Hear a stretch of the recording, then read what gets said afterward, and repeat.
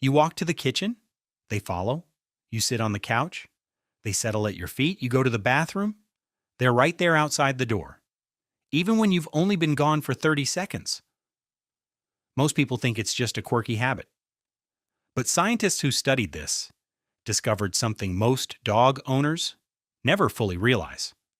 Your dog isn't just following you out of habit, or because they're bored, or because they want food.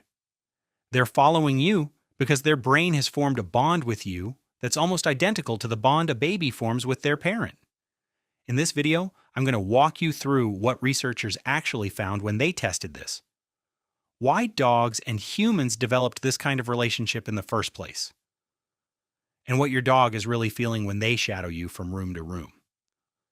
Stick around to the end because I'll tell you something about your dog's behavior that most people get completely wrong, and it might change how you see those moments when they're sitting at your feet. If you ask the average person why dogs follow their owners, you'll usually hear one of two answers. They're either pack animals seeking their leader, or they want food and attention. Both of those answers are partly true, but neither one explains what's really happening. The pack theory has been the go-to explanation for decades. The idea is that dogs descended from wolves live in hierarchies, and your dog sees you as the leader of the pack, so they follow you because that's their instinct. But here's what's interesting. When researchers actually studied wolves in the wild, they found that the pack leader model was an oversimplification. Real wolf packs are usually just families. The leaders are the parents, and the other wolves are their offspring. So when your dog follows you like family, it's not because they're submitting to a leader. It's something much closer to home. The food and attention theory has its own problems. Yes, dogs follow you to the kitchen, but they also follow you to the bathroom, where there's no food, no toys, and no real reward. They follow you when you're folding laundry. They follow you to the mailbox. The "they want something" explanation breaks down the moment you realize they want to be with you, even when there's nothing in it for them. So if it's not really about pack hierarchy, and it's not just about food, what is it actually about? Here's where it gets really interesting. In 1998, a researcher named József Topol at the same Hungarian lab we talked about in our last video had a question. We know dogs love their owners. But what kind of love is it? Is it the kind of bond a friend has with a friend? Is it just learned behavior from being fed and cared for? Or is it something deeper than that? To find out, he borrowed a test from human psychology. Back in the 1970s, a researcher named Mary Ainsworth developed something called the strange situation test. It was designed to measure the attachment bond between a baby and their parent. The test was simple, but powerful. You bring a mother and her infant into an unfamiliar room. The baby explores while mom is there. Then a stranger walks in. Then mom briefly leaves the room. Then mom comes back.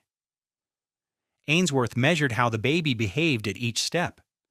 Did they explore confidently when mom was there? Did they get upset when she left? Did they seek her out and calm down when she returned?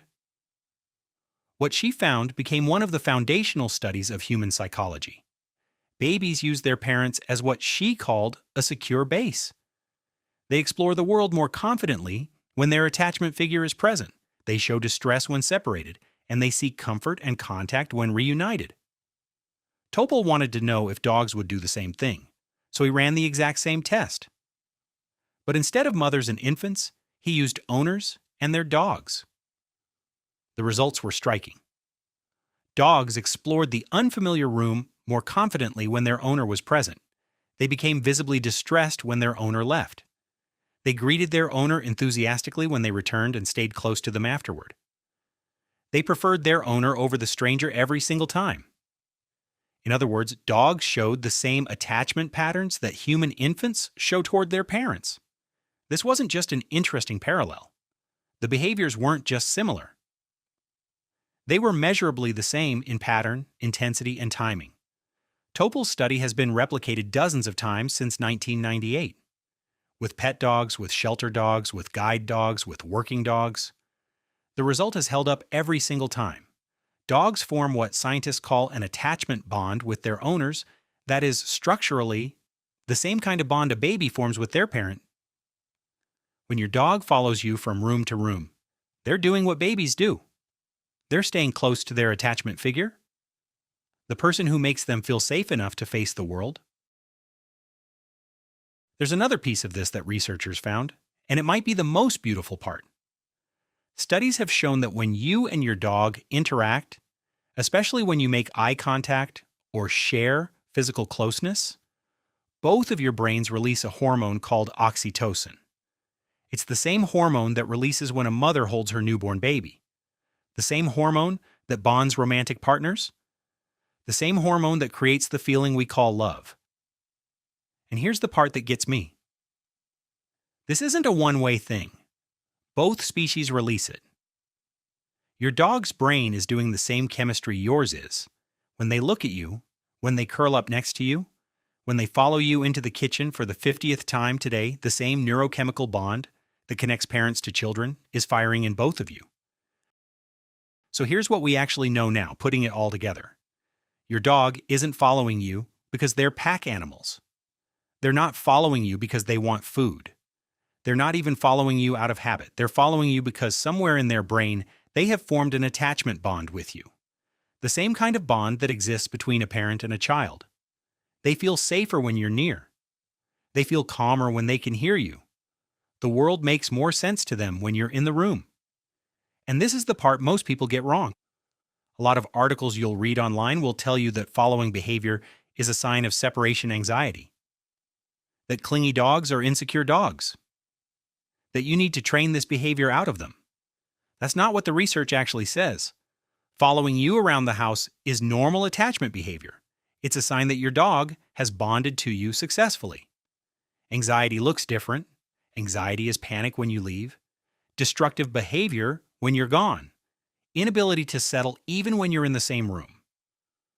Following you to the bathroom isn't anxiety. It's love. If your dog can settle calmly when you're nearby, even if they prefer to be in the same room as you, that's a sign of a secure attachment. That's what a healthy bond looks like. I promised you something at the start of this video that most people get wrong. Here it is. The next time your dog follows you somewhere completely uninteresting, like to the bathroom or to take out the trash, try paying attention to what they do once they get there.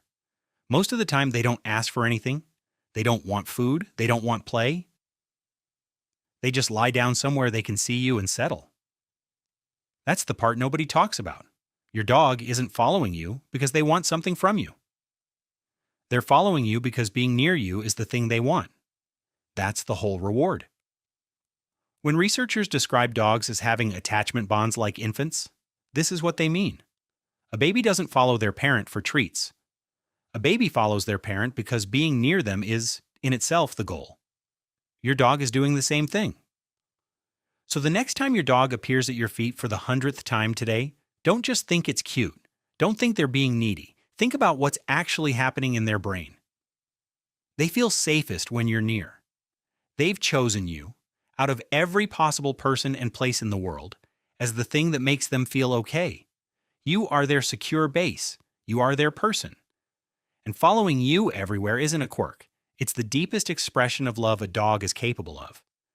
If you want to know what other things your dog does that have hidden meanings, watch the next video, where I explain why your dog tilts their head when you talk to them and what scientists just discovered about what's happening in their brain when they do.